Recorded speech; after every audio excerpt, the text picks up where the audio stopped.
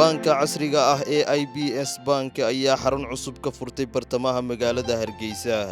munaasabadda furitaanka xaruntan cusub oo ay ka soo qayb galeen gudoomiyaha banka Somaliland Cali Cabdilaahi Daahir, wasiir ku-xigeenka wasaaradda ganacsiga Muuse Salaf, gudoomiyaha rugta ganacsiga Jamaal Caydiid Ibraahin iyo xildhibaan Qaasin ayaa waxa ugu horeyn halkaasi ka hadlay gudoomiyaha banka IBS Bank u qaabilsan Somaliland Cabdikariin Xaaji Muuse, kaasi oo ka warbixiyay xaruntan ay maanta xadhigga ka jareen iyo adeegyada ay bixin doonto. halkan waxaanu ka furaynaa laantii saddexaad ee Somaliland imika aynu IBS Bank International Bank of Somaliland qaybtii saddexaad ee uu ku yeesho wadanka. laantan siduu inankayga horreeyay sheegay waxa laga yaabaa inay noqoto ta ugu muhiimsan, waayo centerkii suuqii bartankiisii bay ku taallaa. waxay ku taallaa ganacsigii magaalada iyo wadankaba, maadaama ay Hargeysa ugu weyn tahay xaruntiisii bay ku taallaa. sidaa darteed hawl fara badan baa naga dhacday. waxaanu head office-ka ka dhignay markii hore xaggan shacabkaan u sii dhawaanayo malaha dawladda iyo laymanka iyo waxaasan islaamay markii hore kaaga dhawaada. laakiin ganacsatadii waxayna waariyaa dhageysta annagu inta ma soo lugeyn karno, ma soo socon karno. halkan waa in centerka magaalada oo ka dhigtaan.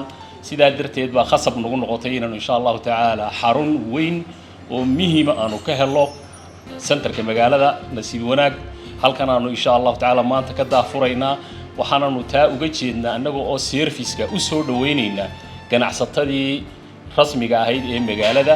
insha Allah tacaala waxaanu isleenahay service-yadii aanu bixin jirnay iyo kuwa ka sii efficiency-sanba inaanu halkan ka bixinaa waanu idinka Ilaahay diyaar u nahay. sidaa darteed waxyaabaha kulliba aanu isleenahay waa laydinku majeertaa.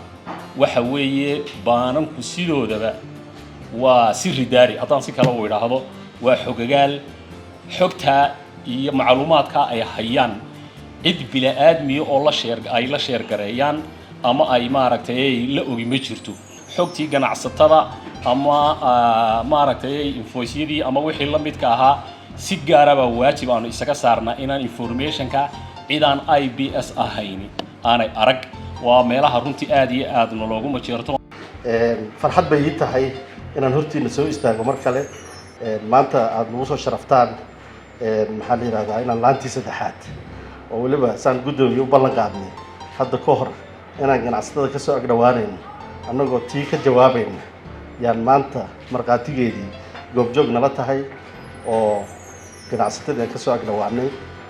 suuqani waa suuq muhiim ah saad u ogtihiin ba IBS ganacsatada heer kastay joogaan ama heer kasta ay yihiin waa macaamilkooda waay. koodan ugu yar ee waratada ee banaanka ah wax ku waranaya iyo kooda ugu weyn maraakiibta keena ama alaabooyinka waaweyn keena, dhammaantood annagoon kala reebahayn oon kala socsocayn waan u adeegnaa. mid kastana adeegiisii ku habboonaa ayaan u keenay. waxaa iyaguna halkaasi hadallo kala duwan ka jeediyey gudoomiyaha banka Somaliland, wasiir ku-xigeenka wasaaradda ganacsiga, gudoomiyaha rugta ganacsiga iyo xildhibaan Qaasin oo soo dhaweeyay xaruntan cusub ee banku ka furtay bartamaha suuqa Hargeysa. waxaan aad iyo aad ugu hambaleynayaa uguna ducaynaynaa in Ilaahay horumariyo hamigoodana uu rumeeyo. waana munaasabaduna waa hambaliye iyo duco. waxaan kaloo ku darayaa marka loo eego waqtigii yaraa ee furnaayeen runtii xawli dheer bay ku socdaan. waa branchkii saddexaad. adeegyada ay sheegeenna waa adeegyada ay baananku ku tartamaan ee lagu kala doorto.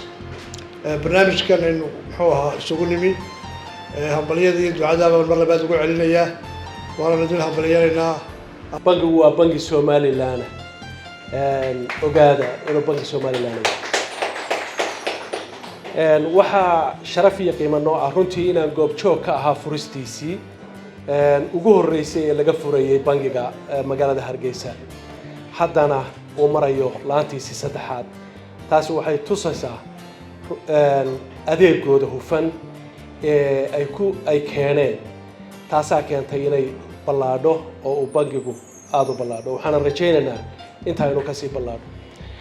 waxa muhiim ah adeega bangiga inuu maanta furay branch qurux badan kana furay suuqa Hargeysa bartankiisa.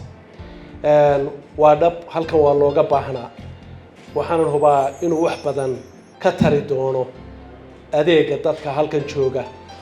horumarka iyo tadawurka baaxadda leh ee bangigu samaynayo waa bangi ganacsi aad iyo aad baan runtii ugu bogaadinaynaa una soo dhaweynaynaa uguna faraxsannahay hawlaha iyo shaqooyinka iyo doorarka ay sheegeen runtii waa ku bogaadinaynaa mar kale waxaan is leeyahay ganacsiga Somaliland wax weyn buu ka bedeli doonaa oo runtii intii uu suuqa ku jira bangigan waa bangi firfircooni iyo runtii dadaal badan leeyimi anigu waxaan ka mid ahay macaamiishiisa waan dareemayaa runtii tadawurku samaynayo runtii farxad ayay noo tahay reer Somaliland ahaana ay noo tahay inagoo goobjoog maanta u ah bangiga ganacsiga IBS oo runtii ah bangigii ugu dambeeyay inuu laysan siino muddo yar la jiray horumarku muddadaas sameeyey inagoo laantiisii saddexaad